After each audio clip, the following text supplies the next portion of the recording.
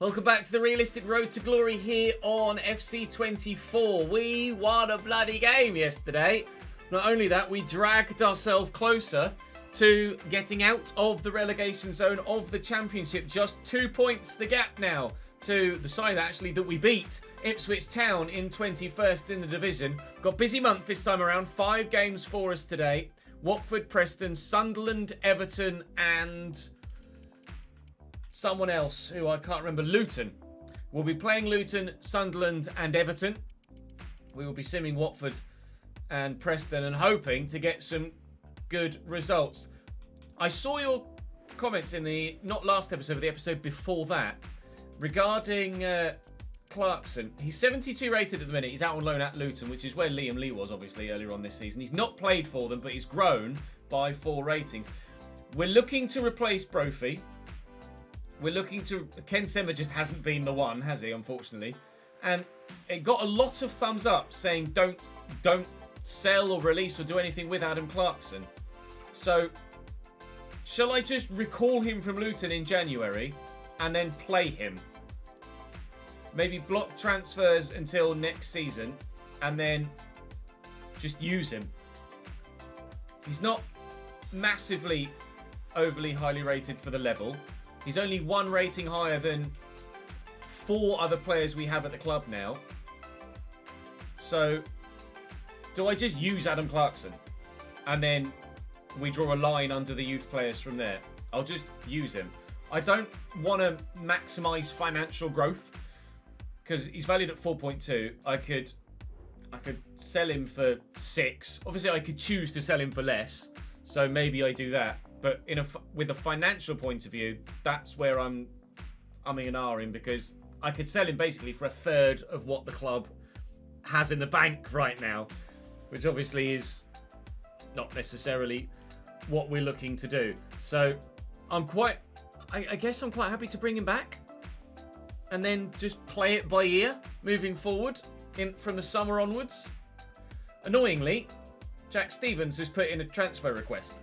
So I'm getting transfer bids for Jack Stevens at the minute, which is a pain in the arse. So I don't know what to do on that front. Jack might try and force his way out of the club at the minute. Ingram has been decent. They both kept 1 clean sheet each. I saw some people commenting saying that they felt that Ingram wasn't any better than Stevens. I do respectfully disagree on that front. But he's not been a massive improvement. But we have won games since Ingram came in. I think we won against Stoke. 1, 2, 3. I think we won against Stoke in Ingram's first game. And then, obviously, we've picked up more points since. So I'm happy with Ingram. I'm happy with the rest of the squad as it stands. Other than, of course, the aforementioned in yesterday's episode, Marcus Brown potentially out on the right-hand side. I might look to loan in a couple of players rather than look to buy them at this stage. Otherwise, we'll just end up with far too many players in the squad. And I don't want to just massively have loads of people in the squad that I own. It would be more realistic to loan someone, I think. Watford's the first team that we have today. We will simulate that. Do please keep the feedback coming, because your feedback is having a real impact on the save, as it has done throughout the entirety of it so far. Please, can we get a result? Okay, Watford 1, Cambridge 0. We lose. Millwall lose to Norwich. That's good news. They were around us in the division. Everybody above us, Huddersfield, Ipswich and Millwall, have also lost. So the gap is still 2 points. So if we can get something against Preston in the next one, then maybe we can get out of the relegation zone. Next match day's Preston. They're having a decent season, actually. 22 points so far this year. They've got a really decent team as well. Although they have lost their last 3 games, you'll notice, just underneath me. So actually, maybe we might be in a position to get a result. If we go to a press conference and just try and raise morale a little bit. Going now, yeah? Particularly with Kirk Henderson, because he's absolutely fine. We believe in ourselves. And we'll focus on the performance. And maybe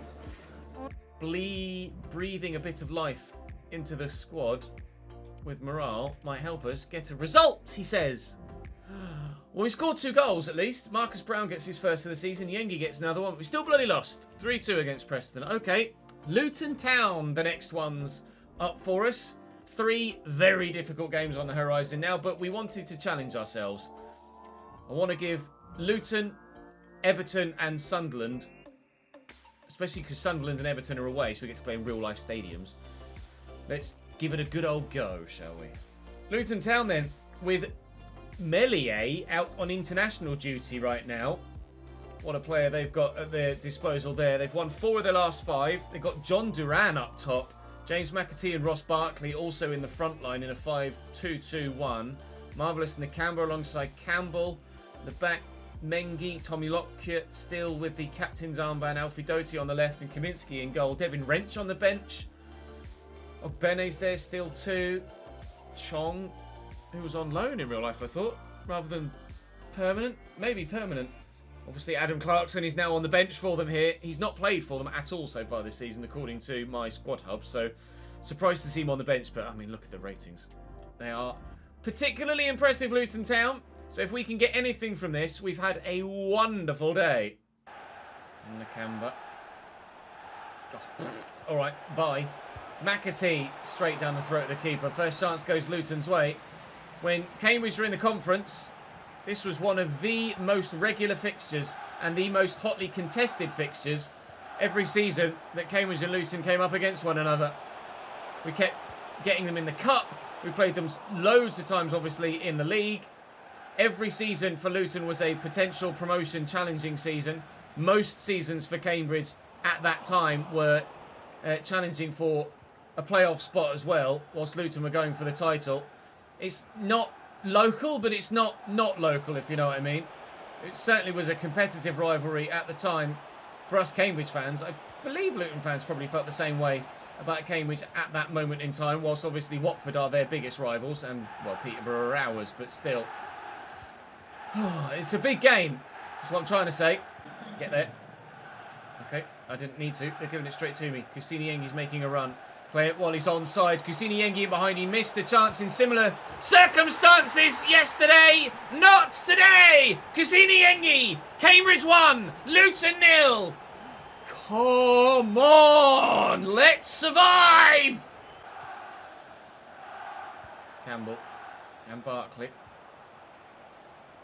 Hashioka. Looking for Ross Barkley in the box. Oh my God. Nearly 1-1. Thank you, Mr. Ingram. Bloody hell. Having a good game here so far, though. Sorensen, little dink, looking for Kusini Yengi. Can't quite find him. Ben Osborne could win this. John Duran used the hands. It's going to be our free kick, I think. It is indeed. I could play it quickly. I'm not going to. Because we have a certain Mr. Stephen Kingsley, who scored a great free kick earlier in the season. Our first goal at this level. Woo! Was the Stephen Kingsley free kick. We nearly scored another. Nicely from Henderson to Sorensen. There is some space here for Marcus Brown.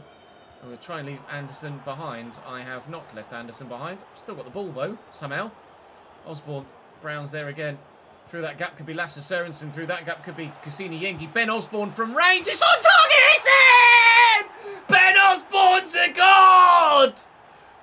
He's had the... He's just face planted against the corner flag. He's had the biggest impact of anybody other than Kusini Yengi in this save. Wow! Kusini Yengi got us to the championship. Ben Osborne might well be helping keep us here. Expected goal of 0.00. Went in though, didn't it? 2-0 Yellows. Challenge. Oh, we're getting stuck in now, gents. We're feeling it. We're feeling it. Ross Barkley, John Duran. Ross Barkley, don't feel it too much. It's James McAtee. And Marvellous the camera well in. Kelland Watts. Luton pressing now. Trying to get the ball back. Things are pretty desperate for them at half-time. Manager has quite clearly said, what are you doing? Sort it out. He's thrown the water bottle in FM terms. Challenge. Well, the refs give a free kick. I mean, that was just a very good challenge. I'll take it short. Not friggin' there, though. Ben Osborne. Go on! Oh, Kaminsky, what a save! Ben Osborne's a god! Nakamba, Barkley, great ball. Duran, Shifts it out of his feet. McAtee! There's the quality of finish you expect from Luton. 64th minute, 2-1. It's not over yet. It's Barkley. Shioka. Brophy's done well. And around the corner to Mackenzie. Oh, he's lost it though, Jack Mackenzie. That's a heavy touch. Kirk Henderson's going to flatten him. At least it forced him backwards. There's a lot on the line here. This could be, if we can see it over the line right now, us out of the relegation zone. There's 3 minutes added on though. Barkley to Nakamba. Nakamba tackled by who else? Ben bloody Osborne. What a man. Spread it. Waste the time. You can hear the fans calling for the whistle. And there it is! The biggest win of our season so far. Cambridge 2, Luton 1. Get us out of that relegation zone, please. Up next, Sunderland. Lost 3, won 2 of their last 5. Their form is indifferent. Their league position is indifferent in 12th. They're missing Don Ballard and Rusin through international duty, which is a surprise at championship level. You really shouldn't miss players through international duty. Pembele at right back. Matete in the middle. Burstow up top. Options on the bench include Luke O'Nien. Jack Clark, of course. Patterson is decent. O'Sheesh is not bad at all either. I think we're going to have some slightly fatigued players as well here. Actually, no, everybody seems to have recovered very well indeed. Here's Diamond.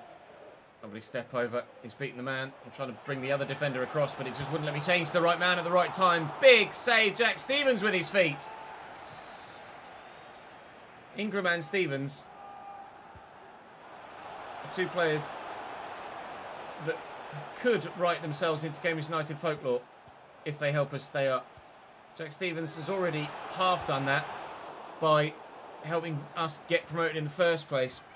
I just didn't feel like he was doing the business in the first half of the season, or first part of the season. And I have preferred Ingram, but that's not to say that Stevens is undervalued. Quite firing that in. It's all Sunderland in these opening stages, but we will get rid of it.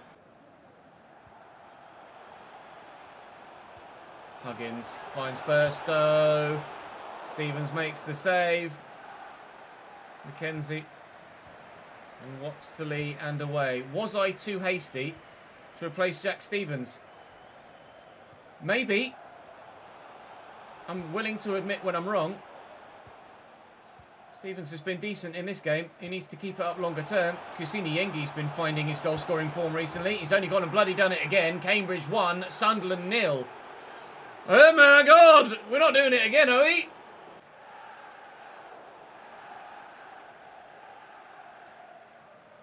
Changes for Sunderland at half-time.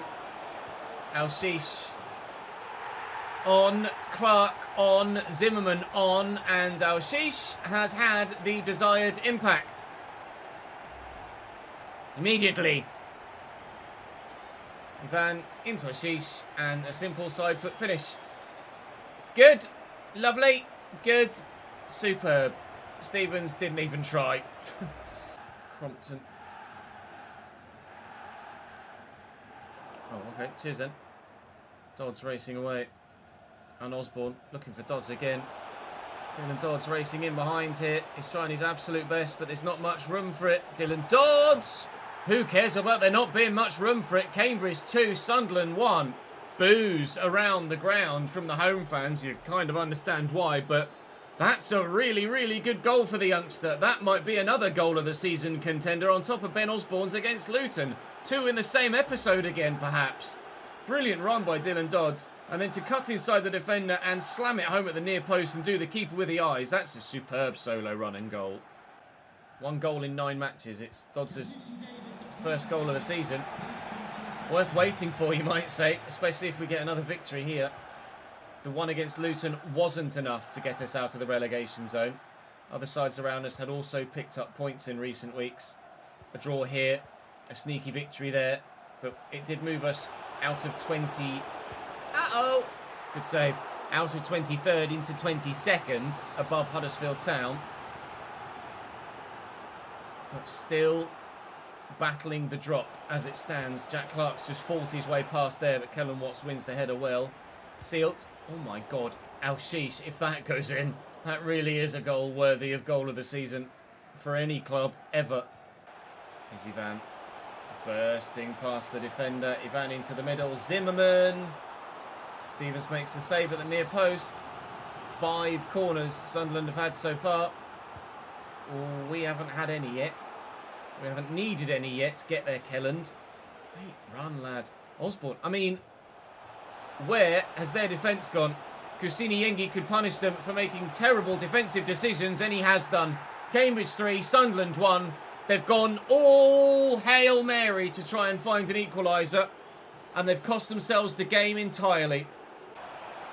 Zimmerman lays it back. Pembele and El-Shish and Ivan. Saved by Stevens. Here comes Sunderland again, and they're going to make the same. I mean, the keeper's up. It's the 87th minute, and the goalkeeper is up. Oh my God, Jack Clark. What a header. Forget the goalkeeper. It's Jack Clark you've got to keep your eye on. Camera angle right behind it. He's got the run on the defender, and he's won it superbly. And Stevens has absolutely no chance, I don't think, with that. He's beaten Lasse Sørensen in the air. And that, well, could the keeper have done better? Maybe. Might have to see it back in editing in real time again, but it's just as well we just got that third, isn't it? Kusini Yengi makes it 3-1. Jack Clark makes it 3-2, and it's still going to be a pretty interesting end to the game here. Marcus Brown can't get away, and Mayenda might be looking to end our lead. Aqua Zimmerman trying to stretch with Kellen Watson, couldn't get there. Here's El-Shish. Lasse Sørensen puts in a vital challenge. 4 minutes added on. We're on the breakaway again, though. Ben Osborne. I can't really play Liam Lee in there. I'm tempted to just run for the corner. Let's just do the obvious game management thing and just make sure we get the points. Oh, back-to-back wins, chat. Back-to-back wins. Cambridge 3, Sunderland 2. And it was their own doing, really. It was their own doing. Millwall won again, though. Stop it, Millwall! Stoke lost, which is good for us, but so good for us, in fact, that we're out the bloody relegation zone because Stoke replace us. Millwall won again, which is annoying, but at least we were able to pick up a result of our own. We're out of the bottom 3. Charlton and Ipswich and Plymouth all have games in hand. Still particularly tight down there. But we've got Everton next. Everton, who currently are 3rd in the division. Wow, Nottingham Forest running away with the league title right now. 10 points clear at the top. What a season they're having. I mean, they absolutely battered me, didn't they, to be fair, Nottingham Forest, if my memory serves correctly. We have been recently selling out all of our home games, by the way. £118,000 made for match tickets for a number of games recently. 8,123 match attendance, which is, I believe, a sellout for the ground that we have in-game. I'll actually, let me check. I should be able to see via Teams here. We go to Cambridge. It should give us a capacity, shouldn't it? Stadium. It doesn't give us a capacity. Okay, fair enough. I believe that our stadium is 8127 in real life. The Abbey Stadium. Abbey Stadium, Cambridge. Capacity 7937. Apparently, it was 8127. I think, with the number continually coming down because of health and safety rules, etc. Well, actually, apparently, then the match attendance was higher than in real life we have the capacity to actually facilitate. Someone actually mentioned in the comment section, and it was mentioned in live chat as well, and I actually think I quite like the idea. Adam Clarkson sold money put into the ground. I like that. I get that. It makes sense. I think that's what we'll do. Everton next. A Championship Everton side. Still with Branthwaite and Tarkovsky and Onana and McNeil on the left. Dele Alli still at cam. Bryce Samba in goal. Owen Weindal at left back. Nathan Patterson at... Is it Nathan Patterson? I want to say Nathan Patterson at right back. Crepin Diatta is going to be rather fast out on the right-hand side. And Banza, judging by the average attacking rating, is 81 rated. So, yikes. Options on the bench as well of quality, including Beto, Jimmy Garner, Onahi. Okay, one more to go today, and it's not going to be easy. You'll notice as well, Jack Stevens has grown to 67. He now matches Ingram everywhere other than reflexes and diving, which are quite important, really, for goalkeepers. But we'll give Jack Stevens another game. He did just concede 2, but we got the win at least. So we'll give him another game, and we'll see how he does at Goodison Park. Here's McNeil down the left. Turns inside. Banza. I don't know if Stevens saved that much as it was just straight at him and knocked him off his feet. Dalieli will take the corner short. Diatta is just too quick and tricky. Kellen. Good. Good. Good. Good. Good. 1-0 Everton. Tries to play that forward to Liam Lee. Let's play it sideways towards James Brophy. Wonderful! I think we might get battered here today, gents. Here's Dwight McNeil now. Sorensen's coming out to meet him. Back to Owen Weindal. Well in Marcus Brown. It was meant for Marcus Brown. It will eventually find Marcus Brown, who's left Onana for dead. And Dele Alli's decided that he's resurrecting his career. Crepin Diatta. Forward to Banza. Banza in the box. Here's Diatta. Diatta. Stevens saves. It's all Everton. Here's Dele Alli. Lovely little flick to Patterson. He read my slide tackle. Turned inside and Banza batters Everton. 2-0 in front. It was always going to go this way, wasn't it, really? Kamara. Oh, what a ball. Patterson. Back to Diatta. Into Banza. And Dele Alli. Straight at the goalkeeper, thankfully for me. It's the sort of quality of build-up that we're up against here, though. Weindal. Kamara. He's a straight at the goalkeeper, thankfully. Well, let's just... Has Osborne got a decent free kick? Osborne's not got a bad free kick, you know. Let's put this in the mixer and see if we can't get someone tall on the end of it. I see Yengi in there. I'll look for him. It's Marcus Brown that's brought it down and had the effort on the swivel. Forces Bryce Samba into his first save of the day. Go as far as to say it's probably the only save he's going to need to make today. But nice to have at least something to get the fans excited here away from home. Weindal. Back to Onana. Ooh. Dele. Diatta. Backing in, turning around the corner. 3-0 Everton. Banza buries again. It's loose. Watts wins it. Brings it forward. Osborne. Ben Osborne. Ben Osborne deflected. Oh! Had the keeper worried. Off the top of the bar. Off his own teammate, unfortunately. So not even a corner. Dele Alli off and Unahi on for Everton. 3-0 up. Nearly 3-1 as Anthony Robinson comes on for Owen Weindal as well. Unahi. Banza on a hat-trick. On the outside. Squares it. Diatta 4. We just can't cope with them. They are everywhere, always, in between the lines. Uncatchable, untackleable, unfollowable, unmarkable, unbeatable. 4-0. Like balanced attack, Mr. McKenzie, eh? Never mind, he's beaten his man. He's beaten Branthwaite. He's in behind. He's got Reyes Cleary with him here. Oh, he had Liam Lee. Oh, Brophy can't find the ball around the corner either. Not even a consolation goal here at Goodison Park for us. We've gotten some big results today against some big clubs, but Everton has been one step too far. Probably more than one step too far, to be completely honest, but it's such a ridiculous side, this. How this team ended up in the Championship in the first place, I've no idea. Zeno's done well to stick a toe in there. and we will get rid of it. But we are to lose by 4-0 at Goodison Park. And I think we have to leave happy that it only ended 4 in the end. They could very comfortably have had a significantly larger winning margin. Sørensen will look to float this for Cleary. He's brought it down really well, but then just... Where's the bloody football gone? All right, good. Everton 4, Cambridge United 0. We are defeated. And that was weird.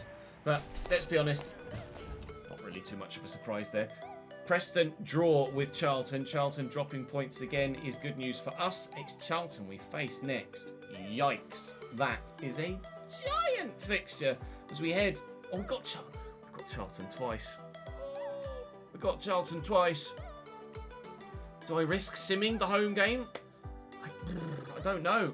I don't really want to play Charlton twice in the same episode, but I might be in a position where I have to, really.